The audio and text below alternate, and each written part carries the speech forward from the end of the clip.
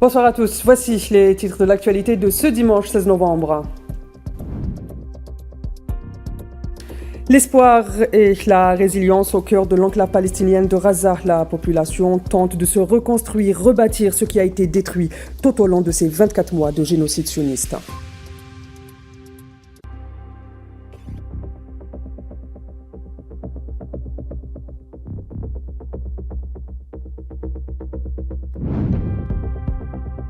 Dans le dossier nucléaire iranien, Téhéran estime que Washington n'est pas prêt à engager des négociations équitables et justes.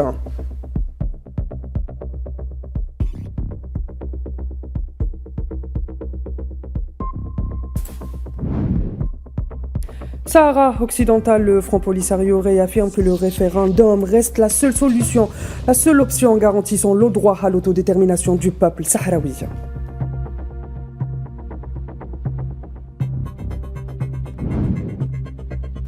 Kiev et Athènes signent un accord pour la livraison de gaz jusqu'à mars 2026, au moment où les troupes russes avancent sur le terrain.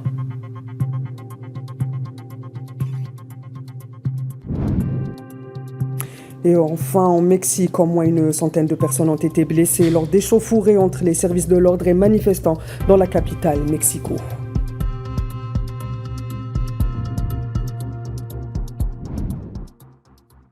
Dans la bande de Gaza, la tension reste vive malgré l'accord de cessez-le-feu. Ce dimanche, 3 citoyens palestiniens sont tombés en martyrs dans un bombardement mené par un avion de guerre de l'occupationniste à l'est de Khan Younes. Dans le sud de la bande de Gaza, en violation continue de l'accord de cessez-le-feu. Selon l'agence de presse palestinienne qui cite des sources médicales dans la bande de Gaza, le complexe médical Nasser a reçu les corps de 3 martyrs suite au bombardement par l'armée d'occupation sioniste de la ville de Beni Souheila à l'est de Khan Younes.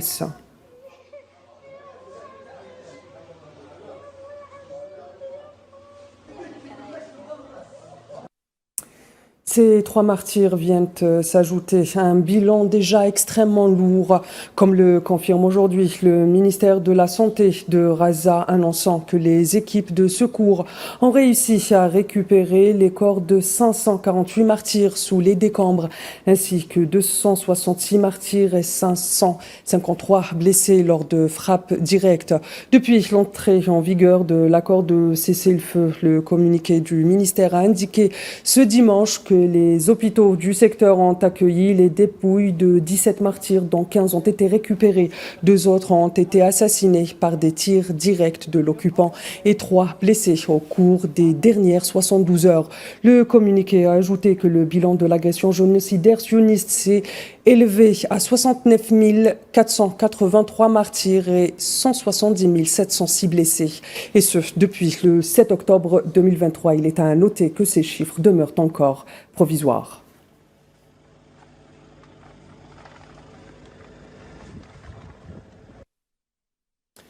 Dans la région d'El Zawaïda, les pluies torrentielles et les rafales violentes ont détruit les abris de fortune des réfugiés, accentuant la crise humanitaire de 2 ans de génocide. Cela dit, face aux caprices de la météo ou à la folie meurtrière génocidaire de l'occupationniste, les Palestiniens font preuve d'une résilience exemplaire. C'est un reportage signé Souila Akilal. Ils s'étaient résignés à vivre sous les tentes après avoir tout perdu dans le génocide, mais les pluies de ces derniers jours sont venues ajouter une dose de chaos au chaos qu'est leur vie depuis 2 ans maintenant. Ici, dans le camp d'El Zawaïda, Jihan et ses 6 enfants ont vu leur tente s'effondrer sous la force des vents et des fortes pluies. Je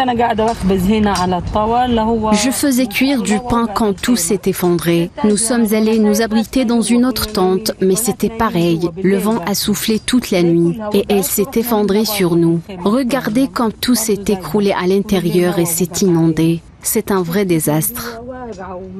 Une tente de fortune qui ne dispose d'aucun confort, des conditions très rudimentaires, sans eau ni électricité. Comme le reste des déplacés, Jihan s'en accommodait. Mais comme un coup de pied dans la fourmilière, les dernières intempéries ont ramené tout le monde à la réalité de la situation. C'est inhabitable. Si nous voulions nous abriter, mes enfants et moi, ça serait impossible. Je la tiens à bout de bras, sinon tout s'effondre. On peut plus y dormir. On n'a d'ailleurs même pas de lumière. On dort dans le noir. Il n'y a pas d'électricité. On n'a pas les moyens d'acheter une batterie, pas de bougies. Une situation désastreuse qui ne peut durer. Avec l'hiver qui approche à grands pas, les Razaouis réclament des aides d'urgence. Il nous faut de nouvelles tentes, des bâches, des vêtements. Regardez ma fille, elle est en t-shirt en plein froid. On ne trouve même pas de vêtements. On est démunis, pas d'argent. En attendant un lendemain meilleur, les Razaouis font une nouvelle fois preuve de résilience. Dans leur malheur, l'entraide et la solidarité restent leurs meilleurs alliés. La résilience, on va justement en parler lors de cette édition avec ce sujet signé Samira Bou Abdallah qui nous raconte comment l'espoir tente de reprendre ses droits à Raza avec la campagne Nous reconstruisons, un projet ambitieux soutenu par l'ONU dans un contexte de cessez-le-feu déjà fragile. Cette initiative montre comment les Palestiniens, en dépit du génocide, de la déshumanisation, continuent de se relever, de se reconstruire et de reconstruire leur vie brique par brique. À Gaza, une campagne de nettoyage et de reconstruction a été lancée. Organisations locales, volontaires et agences des Nations Unies se sont mobilisées dans une ville encore étouffée par 2 années de génocide perpétré par l'entité sioniste. Sur place, les habitants tentent simplement de reprendre souffle et d'avancer malgré les millions de tonnes de décombres qui jonchent les routes et bloquent l'enclave.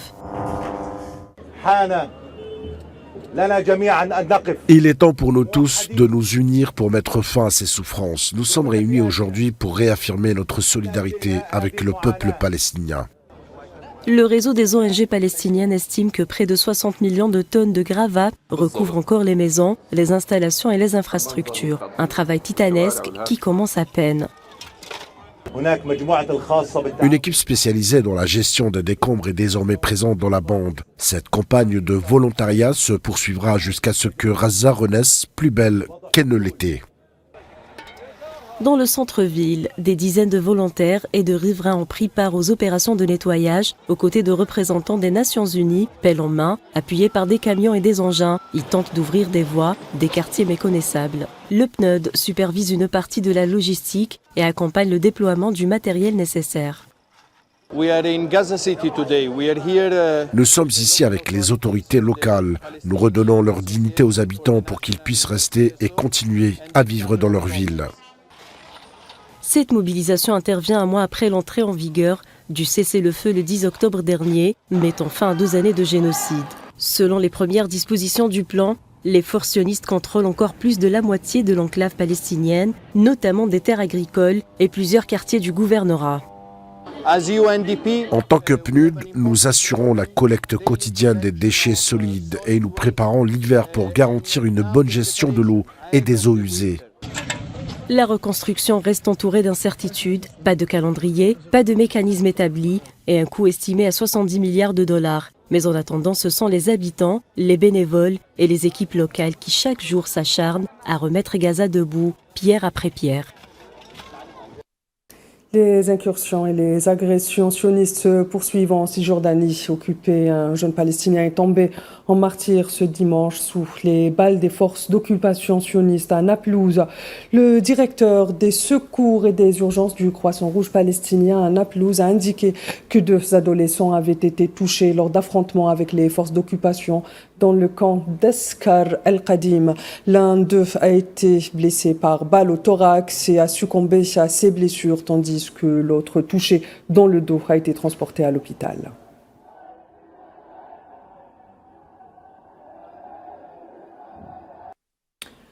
Face aux agressions sionistes sur le Liban, le président Joseph Aoun a demandé au ministre des Affaires étrangères et des émigrés, Youssef Faraji, de charger la mission permanente du Liban auprès de l'ONU de déposer une plainte urgente auprès du Conseil de sécurité contre l'entité sioniste pour avoir construit un mur en béton tout au long de la frontière sud du Liban.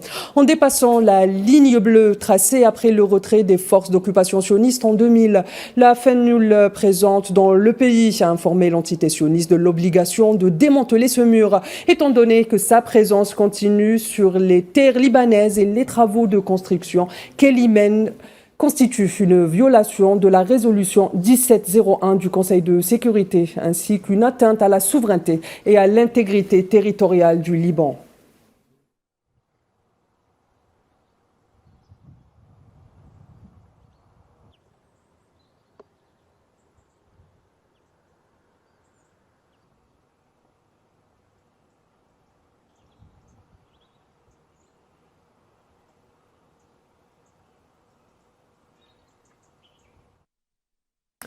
De son côté, le ministre iranien des Affaires étrangères a déclaré que Téhéran répondrait positivement si les États-Unis utilisaient un langage respectueux à l'égard de son pays. Des déclarations qui interviennent alors que l'Iran subit des pressions de la part de l'AIEA pour accorder à ses inspecteurs l'accès aux sites nucléaires attaqués par l'entité sioniste et les États-Unis en juin dernier. Selon le chef de la diplomatie iranienne, il est clair que les sites ont été attaqués, mais la technologie demeure intacte, et ce, grâce à la volonté de tous les Iraniens.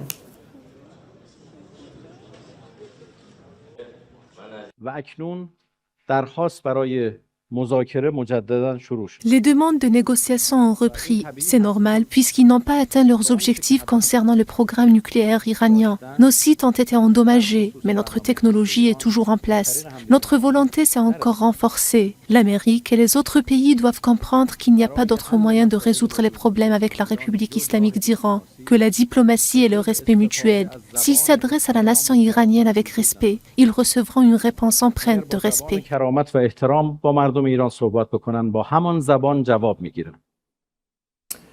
L'approche actuelle de Washington envers Téhéran n'indique aucune volonté de mener des négociations équitables et justes, a déclaré le ministre iranien des Affaires étrangères après que le président américain Donald Trump ait laissé entendre la semaine dernière que des discussions étaient possibles.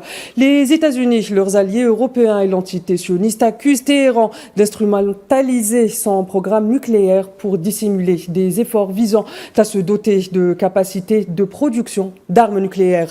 L'Iran affirme de son côté que son programme nucléaire est exclusivement destiné à des fins pacifiques.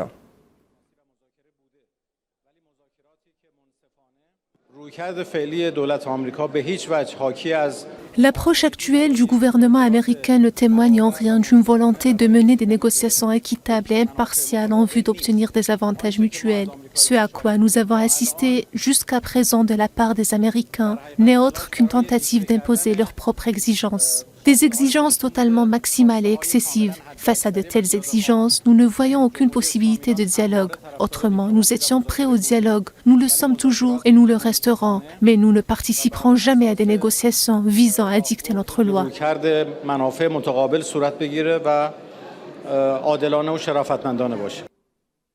Voilà pour ce qui est de l'essentiel de l'actualité à Gaza et au Moyen-Orient.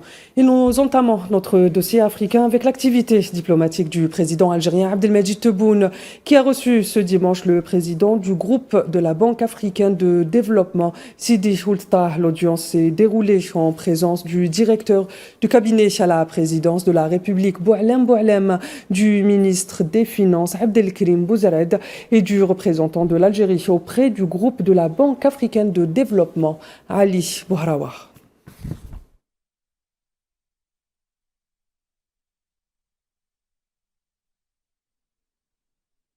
L'Algérie poursuit son action diplomatique avec l'ouverture à Alger ce dimanche de la 13e session de la commission mixte algéro-vietnamienne de coopération économique, scientifique et technique. Cette session se tient au niveau de 5 groupes de travail rassemblant des experts des 2 pays représentant plusieurs secteurs ministériels, institutions et organismes, et qui porte sur l'évaluation de l'état de la coopération entre l'Algérie et le Vietnam, ainsi que sur les moyens de renforcer le cadre juridique, de soutenir les programmes de coopération futurs.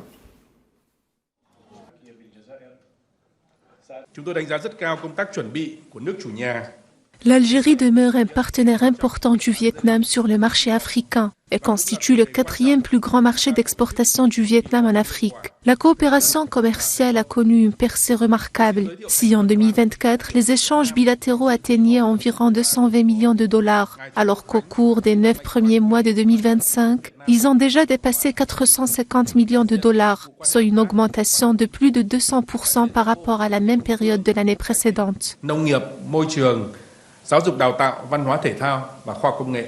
إن انعقاد هذه الدورة يجسد عمق العلاقات التاريخية.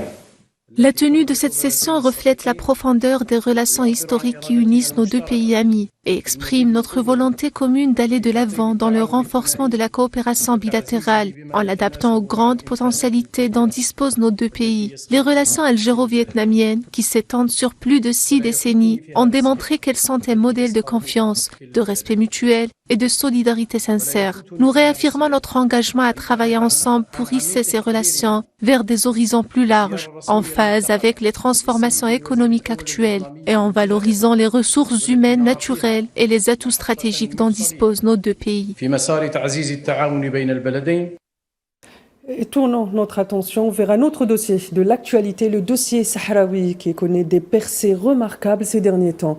Le conseiller spécial du président sahraoui chargé des ressources naturelles et des questions juridiques, Oubi Boucharaya, a affirmé que le référendum est la seule option qui garantisse au peuple sahraoui son droit à l'autodétermination. Lors de son intervention dimanche sur les chaînes britanniques, la BBC, Oubi Boucharaya a réaffirmé la position de son pays selon laquelle le référendum reste l'option en cours et conforme à la récente résolution du Conseil de sécurité qui a fait référence au droit du peuple sahraoui à l'autodétermination conformément à la charte et aux principes des Nations Unies, ce qui signifie que seul le peuple sahraoui a le droit de déterminer le statut final de la région, étant donné qu'elle est en cours de décolonisation.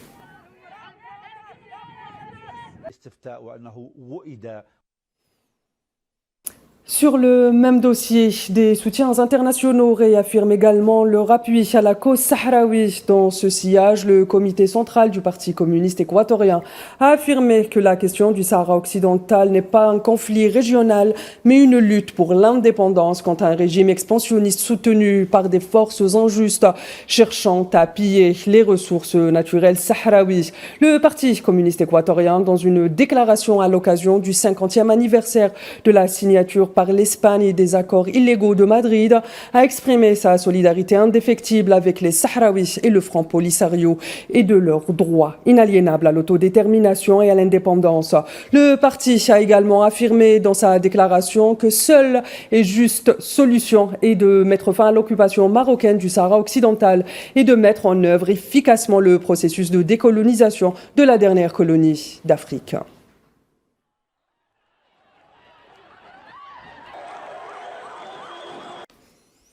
Au Soudan, au moins une personne a été tuée, 4 autres blessés samedi dans une attaque au drone sur une station de pompage de pétrole dans la ville d'El Jebelain, dans l'est du Nil Blanc, a indiqué un responsable gouvernemental accusant les forces de soutien rapide d'avoir mené l'attaque. La station d'El Jebelain constitue le premier point de pompage pour le pétrole brut transporté depuis les champs de l'État du Nil au Soudan du Sud jusqu'au port soudanais de Peshawar sur la mer Rouge.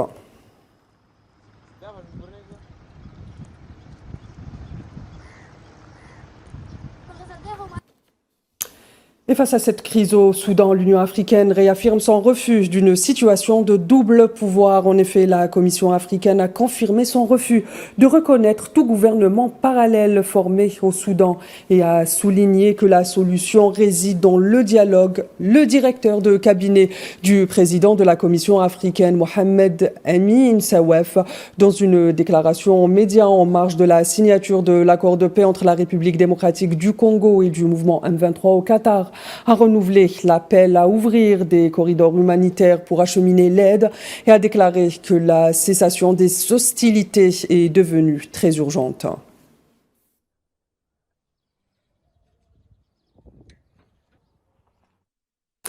Par ailleurs, le président de la Commission de l'Union africaine, Mahmoud Ali Youssef, s'est félicité de la signature de l'accord cadre à Doha pour un accord de paix global entre le gouvernement de la République démocratique du Congo et du mouvement armé du M23. Dans un communiqué publié samedi soir, Mahmoud Ali Youssef a indiqué que cette étape historique représente un progrès significatif vers le rétablissement de la stabilité, de la reconstruction, de la confiance et de la résolution des causes profondes du conflit à l'est de la République démocratique du Congo.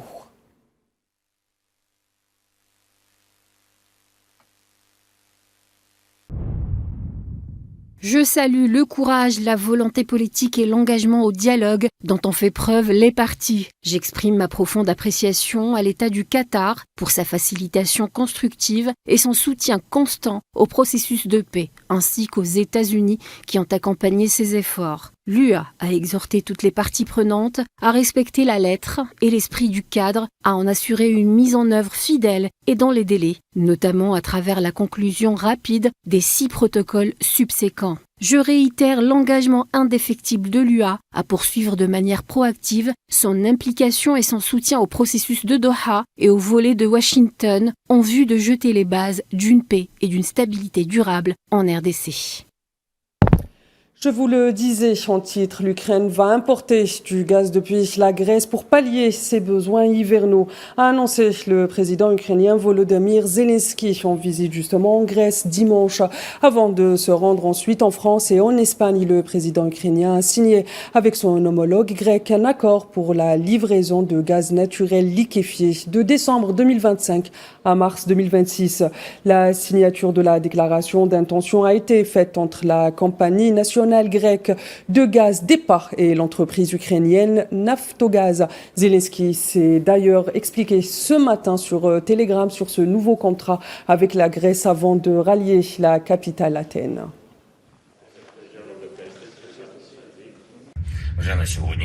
Aujourd'hui, nous avons déjà conclu un accord avec la Grèce concernant l'approvisionnement en gaz de l'Ukraine, ce qui constituera une voie d'approvisionnement supplémentaire pour garantir au maximum les importations durant l'hiver. Nous avons déjà des accords en place pour le financement de ces importations et nous couvrirons près de 2 milliards d'euros nécessaires pour compenser les pertes de production ukrainienne dues aux frappes russes.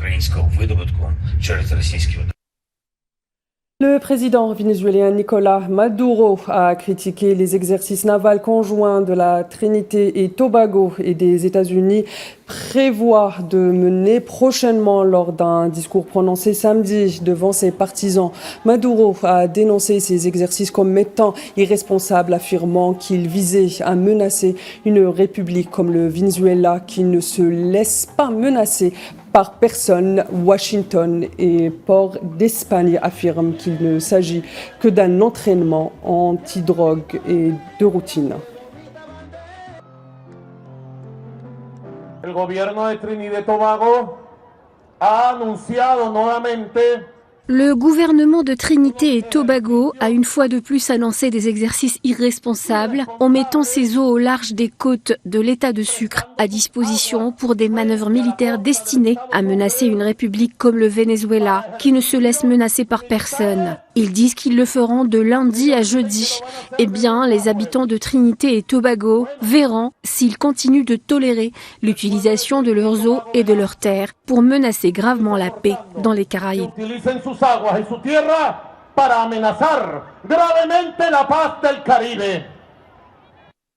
Et au Mexique, des heurts ont éclaté lors d'un rassemblement contre la politique de sécurité du gouvernement face aux violences des cartels, faisant une centaine de blessés parmi les policiers, une vingtaine parmi les manifestants. Ces affrontements ont eu lieu à la suite de différents défilés, rassemblements des milliers de protestataires. Des protestataires, pour certains, ont cagoulé, ont renversé des barrières métalliques protégeant le palais présidentiel et ont jeté des pavés en direction des forces anti-émeutes qui ont répliqué avec du gaz lacrymogène.